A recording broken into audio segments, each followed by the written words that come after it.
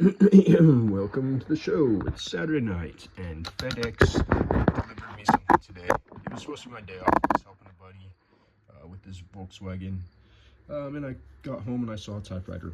And it's not a great typewriter. I mean, it is a great typewriter, but this particular one, the correction model by Brother, came with the dreaded white and black ribbon that leaves nothing but sadness inside your typewriter and on your platen, like so. But it was on Shop Goodwill for fairly inexpensive, and I hope I wasn't bidding against anybody. But yeah, I felt like this would be a perfect paint candidate because I don't do a lot of the Japanese machines. It was inexpensive enough that I can take it on and still charge you guys a sane amount of money for a typewriter. And it had black keys. That was my main draw, the Japanese machine with black keys, because you saw the Japanese machine I just did. It had bright white keys, and it was like a dark, sinister paint job. I thought that would have been cool with black keys. So lo and behold, story time is over. Preliminary walkthrough assessment on this machine. When I first got it, it wouldn't type, and that was because the ribbon was all bound up inside there. And it types great, but towards the end, like right about here, it feels like it gets a little more stiff. Like I want to be able to type like this level and get type action. So I'm gonna do a couple of small adjustments to make it type better. And like I said, with all of my machines that I get in firsthand, because I'm gonna clean it later, I'm just gonna pre-treat it with some lubrication in the parts that move.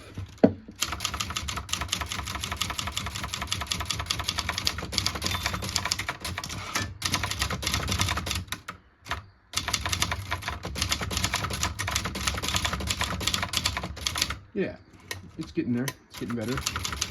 I think we can do a little bit more adjusting right off the bat. We're going to take off the bottom for that. Taking off the bottom on these are really super simple machines. If you're looking for a typewriter to get into that is very simple, very kind of self-explanatory. Systems are very friendly. Pop off this base. I'm not going to do a full disassembly because I didn't even plan on playing with this typewriter today. It doesn't even have a case, so this is like a future me's problems. I'm just going to pull off the bottom and see what we have inside here. It's not too bad. Normal amount of Shop Goodwill crust. But yes, very, very simple typewriters to mess with. I'm just looking at let's see here. How do we adjust this one? Let's see. I'm gonna put you back in the stand. A little pressure adjustment on this. The deluxe models have a better system here where you can actually adjust like a little thingamajig. And there we do. We have one right here. Let's see. We're gonna need a 4. I think the Japanese like the 4mm to do these adjustments. Let's get the 4mm. Maybe it's 4.5. Let's see. 4.5. Yeah, 4.5. Maybe. We'll get the 4 out just in case. We're not going to wrench on it unless we... 4.5. Impromptu video, guys. So if you like typewriter mechanic videos, then boy have I got video for you. Okay, we got our 4 and our 4.5mm wrench just in case, and we're gonna do a trip point adjustment on these Brother machines. You can see here's the escapement triggery doodad guys, the little dog legs that stick up, and when you press a key, we could follow the space bar. That's the easiest route to go.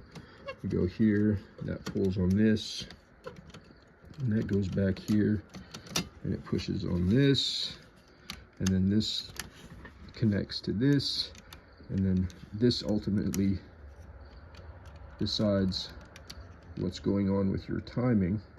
And if you look right here, I'll get a screwdriver and point. Right down here, there is an eccentric ball, or an eccentric, I don't know what it's called, just an eccentric. It has, one side is wider and one side is smaller, and that will adjust your how much force is on against this, like preload. How much preload, tension, or distance is between the keys and that. So we're going to put you back in the stand, and we're going to make an adjustment on that. And it's just a trial and error adjustment, because you can. It's only going to go as you turn the football shape. It's going to either get orbited closer or orbited far away. So eventually, if you keep turning it, you're just going to keep going like this, in and out, and you want to find the spot where it feels the best to you and to the machine. You're working in tandem together. So what I like to do is, a lot of machines, you can put your trip point right here. Let's see, can you see where it trips? Right there. Okay, right as this type bar enters the type guide, it's tripping the escapement to move a second to its new position, and that's fairly normal, natural for this machine. Sometimes the Royal Quiet Deluxes and Smith Coronas, their trip points will be so far out, like right here, that as soon as you trip the escapement way back here, all you're doing is fighting against pushing that escapement. It's already done its job right here, and you're just pushing against it all the way to the platen to make that reach. And that can give you a really tough, hard type feel.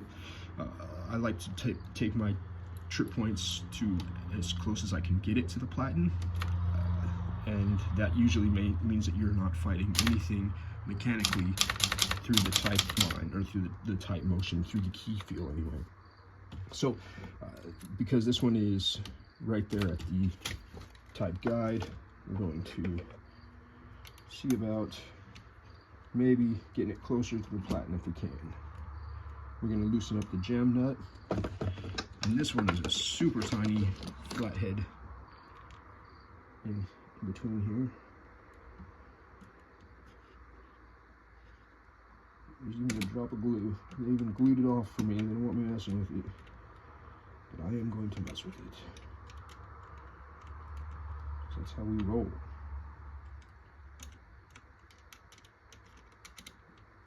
Okay, lock her down, bring her back over, and we test. That's right there, right at the, oh yeah, beautiful. So now it goes through the type guide, and it's almost touching. Let's see. Before it was triggering right at the type guide, like it was triggering right about here. Now I get it to go right there, almost to the very end of that type guide, and then you start to run into issues with this thing. That's your little return bar, and see, now I'm pushing mechanical force against this return bar right here. It's just a spring, a heavy duty spring. So when I type, all I'm really feeling is that feel against right there. So what I'm going to do is I am going to, now that I got my trip points set, so this thing is, yeah, so now it's an effortless, smooth feel almost all the way to the end, except when I touch this bar. What I will do is I will take that bar off. Let me find a tiny Phillips head. There we go. Only time I ever use a Phillips head is with these Japanese machines. And it has two Phillips head screws, like so. And you could just unhook it from its zippity zibida, and I'll flatten this. It's kind of leaning forward. I don't know if you can see it. You can see these arms making that bend forward. You could actually flip this around backwards if you really wanted to. give yourself all the clearance in the world, and you're not worried about spring tension. But I'm just gonna wear this little tiny, I don't even know if that's a 30-degree bend. I'm just going to squeeze it flat a little bit with some duckbill needle nose, and just kind of give myself a little bit of spring rebound in case. But for the most part, guys, this thing is not needed. The keys will come back by itself. Like you could type just like this right now, but something is missing on the typewriter, obviously. So we'll put this back, slide under the hook, slide under the hook. So, and we'll tighten our schmiggy,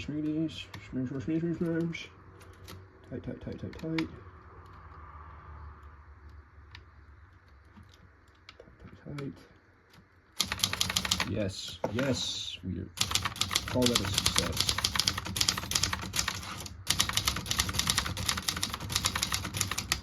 Oops, still sticky. He's still a little sticky.